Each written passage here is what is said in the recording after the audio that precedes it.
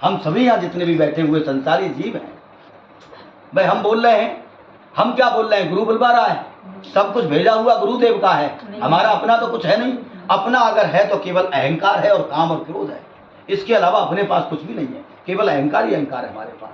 लेकिन फिर भी हम 7 दिन में 8 दिन में यहाँ बैठ करके या मंदिर पर हम थोड़ी गुरु और संतों की चर्चा कर लेते हैं, वो भी उनसे सीख करके आ गए, उनकी कुछ समझ में आ गई है, जिससे कैसे भी हमारे अहंकार का अतिक्रमण हो, अहंकार का निर्वाह हो जाए। अब सबसे मेन पॉइंट की बात ये आई है, जैसा भी हम गुरु कृपा से समझ पाए हैं, और वो प्रत्येक साधक को समझनी चाहिए कि साधक वही है जो कुसंगति से दूर, साधक वही है जिसके हृदय के अंदर अभिष्ट की प्राप्ति की चाह हो, अभिष्ट कहते आराध्य को।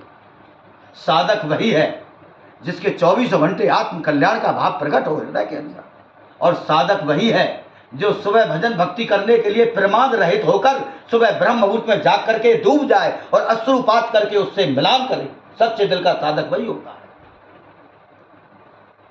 साधक वही है जिसके लगातार संपर्क में आने के बाद दूसरा साधक बन जाए तो समझ लेना इसके हृदय के अंदर संतत्व का जन्म हो चुका है। साधक ही साधु होता है। साधु वो होता है जो साधना में लीन है।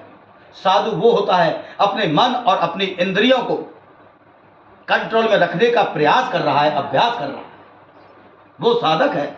लंबे समय की साधना करते करते एक दिन साधु का रूप प्रकट होने के बाद वो संत बन जाता है। उसकी वृत्तियां, उसका विषय काराकार भाव खत्म हो जाता है। उसके हृदय के अंदर समता के नेत्रों का रूप प्रकट हो जाता है। उसके हृदय में समता के नेत्र आ जाते हैं। वो न काल से डरता है, न किसी से डरता है। वो केवल डरता है तो माया से डरता है। कहे प्रभु आप अपनी माया को दूर रखना स्वामी। ताली बजाओ।